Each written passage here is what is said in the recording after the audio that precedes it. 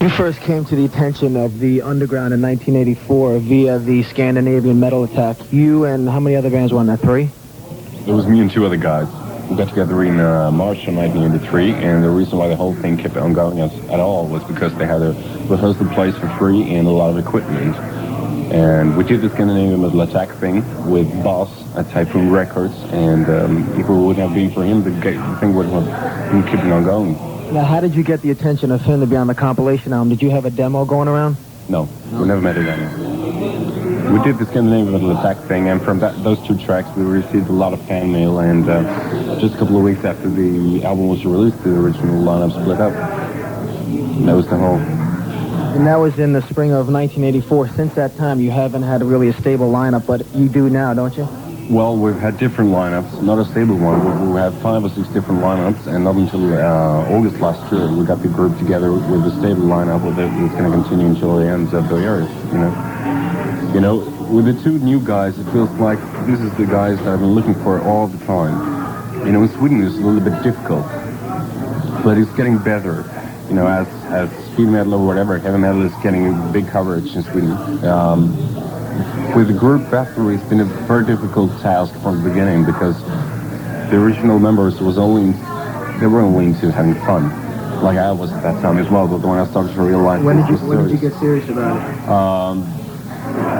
Summer of 1984, and the one who talked me into the serious part of it was Boss, and if we haven't been getting in contact with him, if we would have been someone else, we would have been one of the heavy metal bands in Sweden that never gets the attention they need.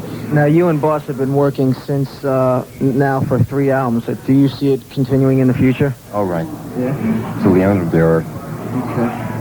Tell me something about growing up in Sweden. Everybody knows that since Europe has had big chart success with their album, and I guess the only other band I know from Sweden, and I think you're friends with them, is Oz. Do you know them? Yeah, sure. Oz is good friends of mine. And, J.C. Blade, right? Right.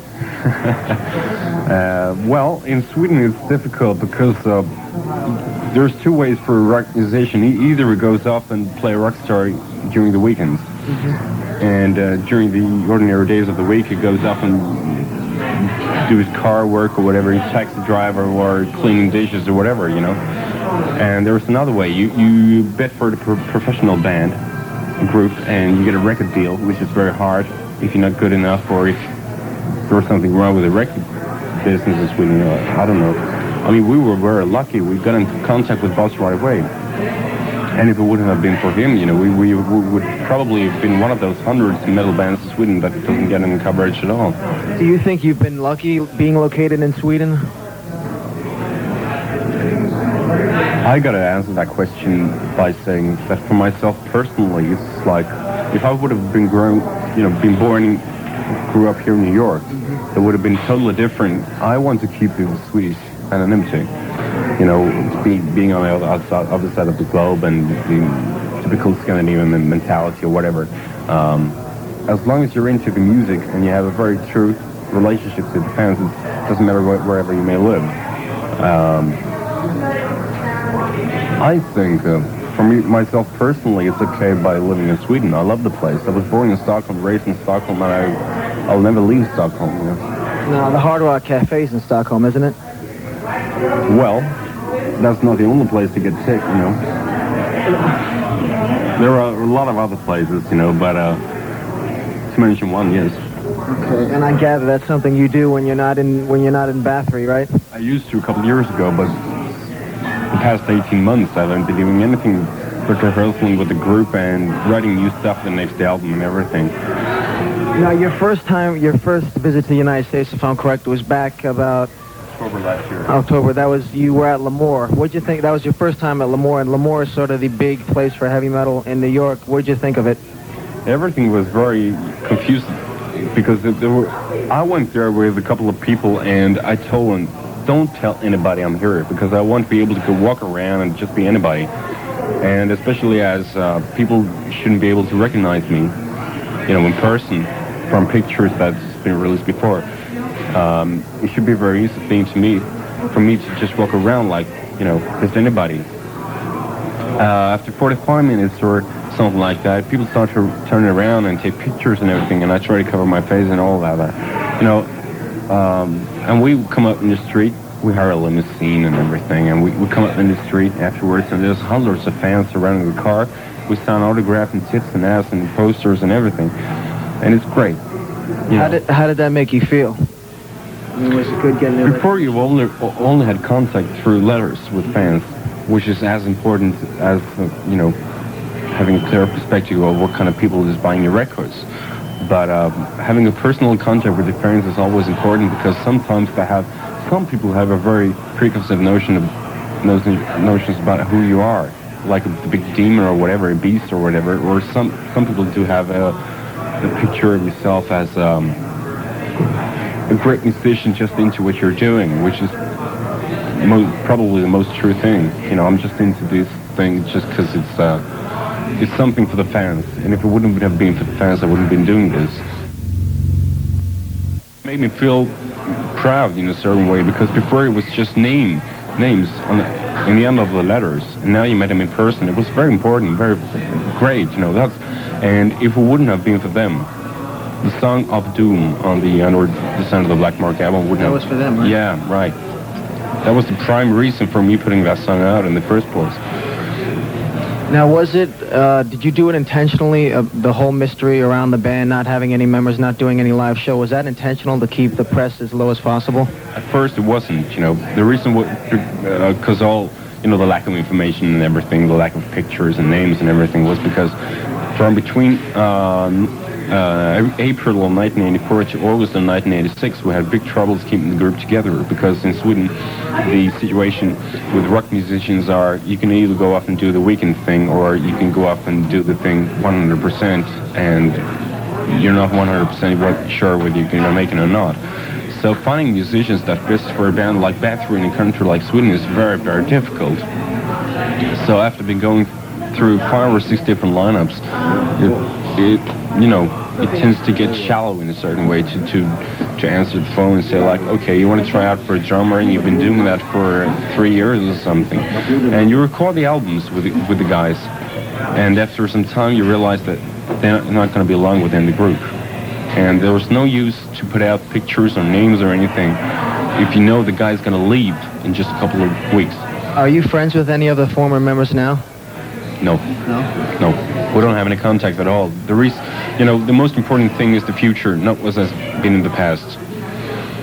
So the lack of information is probably the reason for all of these rumors going around, and why everybody has got these preconceived notions about Bathory being a project. Or that's just fake. That just destroys the relationship between us and our fans. That's why we go out now and tell the whole thing. You know, before it was great, because then all the magazines that print the stories of the fake and one-man band and everything had to keep printing pictures and names and everything, make sure that the group name was around all the time. When you saw in those magazines that they were saying, well, the band's a phony, there's only one member, what did that make you think? At first we didn't care, because it made the group name being around, and they kept on having to print pictures. But then we started to realize it destroyed the relationship between us and our fans. So that's when we went out with the new album, Under the Sun of the Black Mark, to tell everybody the true story and to make a really honest relationship between us and our fans. So this record, Under the Sign of the Black Mark, it's really geared towards the fans the most? This is probably the total album. You know, it's not that I think of the two previous albums as just things that came by. You know, it's an evolution. You know, the first album was Bathory as we sounded at that time. Got the name out. Right, and we got to know. You know, we went into the studio with Boss, and Boss told us just blast off, which we did. Yeah, which we did, and with the return, it was like. It was much, you know, I took too much responsibility on my shoulders. You know, it was like I was influenced by different things, and it was probably the reason why the album turned out a little bit different and wicked was because we were totally drunk during the recording, and we were totally into the dark side of life. And the third album shows a new side of us, where we try new things like keyboards, and I sing a little bit different, and I even do leads in every song, I think. Is it fair to say, do you think this is a fair assessment to say that the second album, The Return, was overlooked? Because I didn't hear that. I mean, there was press on it, but not as much as the latest one.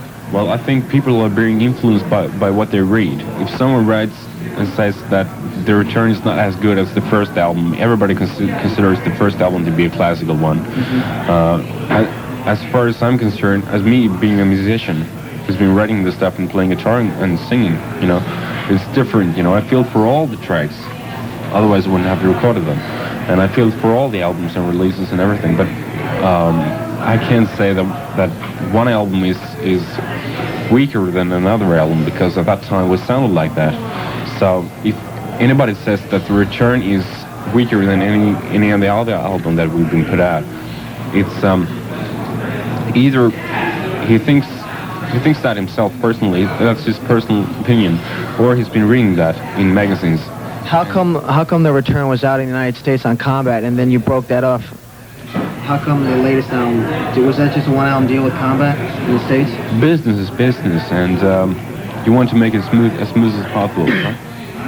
As smooth as possible, and we got new Renaissance records right now, and we're sure as hell going to get things right with them. Now, the new Renaissance album is going to be out this week, Jeannie? Yes, it'll be out officially on Friday. Okay. Now, Elizabeth Bathory, the theme of the new album, can you tell us about her? She was a real character? The theme of the new album? Yeah. Well, you dedicate the album to Elizabeth Bathory. No, we dedicated a song to Elizabeth Bathory, a song called Woman of Dark Desires. That was a result of everybody asking us why the name Bathory. And was it because of the Venom song Countess Bathory and everything? And I told everybody, and after a couple of years it tends to become a boring thing to try to explain to everybody that her name was never Countess Bathory. Her name was Elizabeth Bathory, and she was born in Hungary a couple of hundred years ago. And she married Count Nadashti. And when marrying someone, you get the guy's name, last name, right? Mm-hmm. So she was Countess Nadashti, and never Countess Bathory. So that's wrong from Venom's side. Never mind. We dedicated the song "One of Dr. Sires" to Elizabeth Bathory, mainly because everybody asking us why the name Bathory, and because they wanted to know more about Elizabeth Bathory. Well, why don't you answer a couple questions now? Why did you pick the name Bathory? At first, we had a lot of different names. I read a book about, Vlad Tepes, the original Dracula, and Gilda Reyes and everybody, and Elizabeth Bathory was in that book, and I thought I was just fascinated by her life story, mainly because she was a female, because the most usual thing is that there's a crazy guy somewhere a couple of hundred years ago that's doing dirty business. This was a female, and she was doing it the female way. She had orgies, sex orgies, blood orgies, whatever, and there's a lot of other things to it, I was just fascinated by her lifestyle. You want a name for the group, so we just picked up Bathory as the group.